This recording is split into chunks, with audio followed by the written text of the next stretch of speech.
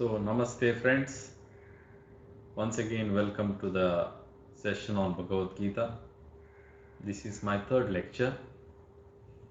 We had seen the introduction to Bhagavad Gita, then we saw the meaning of Bhagavad Gita, different names of Bhagavad Gita, then the authorship of Bhagavad Gita.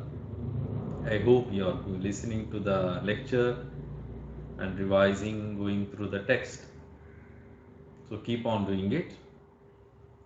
Today, we are going to discuss on the date of the composition of Bhagavad Gita, then where do you situate the Bhagavad Gita text itself, and thirdly, how Bhagavad Gita is a dialogue or a conversation. So Bhagavad Gita, its date of composition. So there are different dates which are proposed for the composition of Bhagavad Gita. Those who say that Bhagavad Gita is the authentic and historical text, usually the Orthodox or traditional Hindus, they date back Bhagavad Gita to 3000 years before Common Era, BCE, as per the Hindu calculation of time, Yuga system. In the words of Vedavasa himself, the 18 chapters of Bhagavad Gita are found in the Bhishma Parva of Mahabharata from chapters 25 to 42.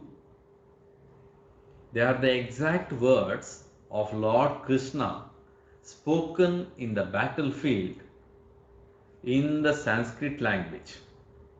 So this is the view of the traditionalists or the orthodox proponents. But there is another date which says that Mahabharata is said to have been written between 400 BCE to 400 CE. Before 400 before Common Era to 400 Common Era. So Bhagavad Gita was a text which was written and inserted into Mahabharata later on. So they also say the Gita is composed after the composition of Upanishads and before the composition of the Darshanas. We have Darshanas, Nyaya, Vaisheshika, Sankhya, Yoga, etc. So the period which comes in between is the time where Bhagavad Gita was written or composed. The most agreeable date among the scholars for Bhagavad Gita, its composition is 300 BCE to 200 CE. 300 BCE to 200 CE. This is about the date of the composition of Bhagavad Gita. Now we move on to another topic, situating Bhagavad Gita. Where do we situate Bhagavad Gita? Though the Gita is a text which is complete in itself, it has to be situated in another epic. Bhagavad Gita is a part of an epic, Mahabharata.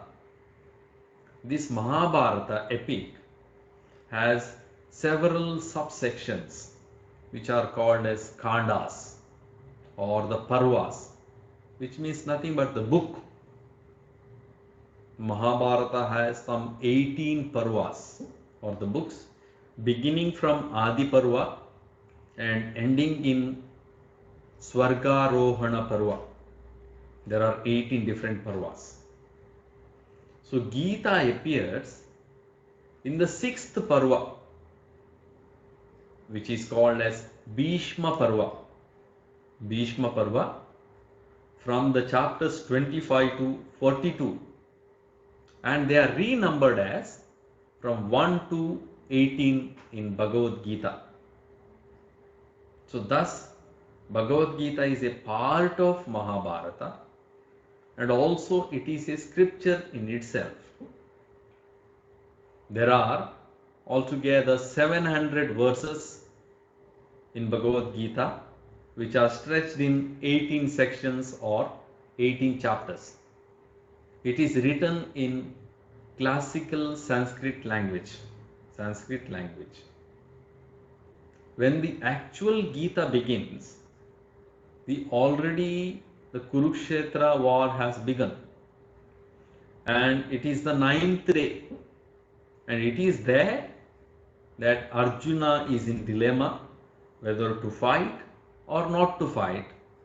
Then Krishna exhorts him or instructs him about his duty to fight.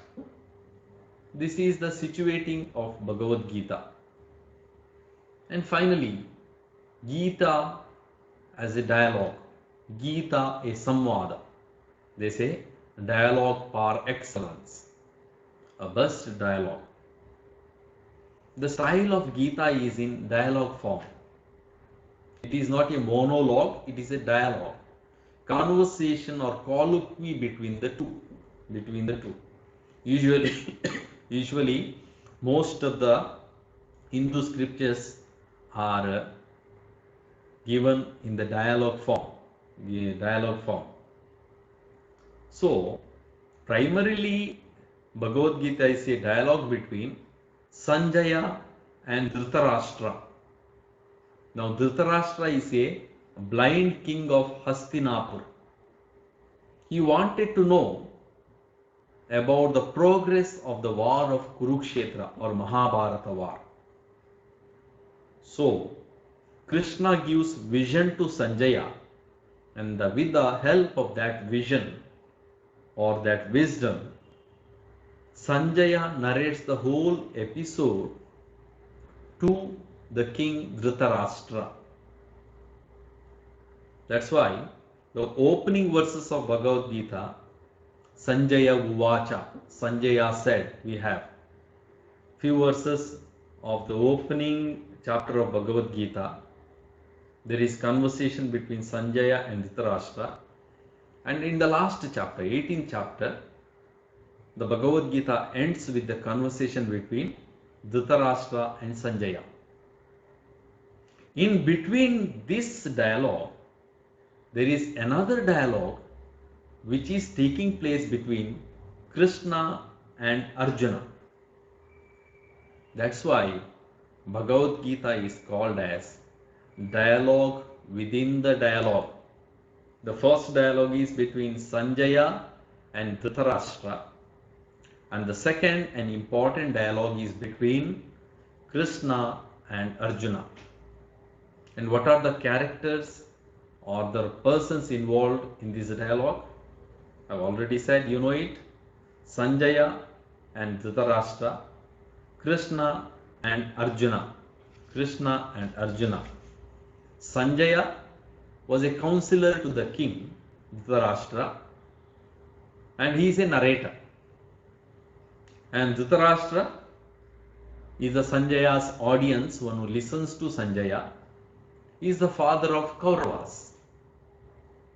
And Krishna is the teacher. And Arjuna is the disciple.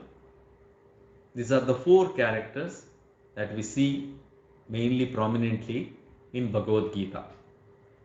Thank you. I wind up this session here.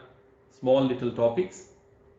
We have seen the date of composition of Bhagavad Gita, and secondly, the situating the text of Bhagavad Gita, and thirdly, Bhagavad Gita as a dialogue par excellence, dialogue between Sanjaya and Dhritarashtra, Krishna and Arjuna. See you next time. Bye.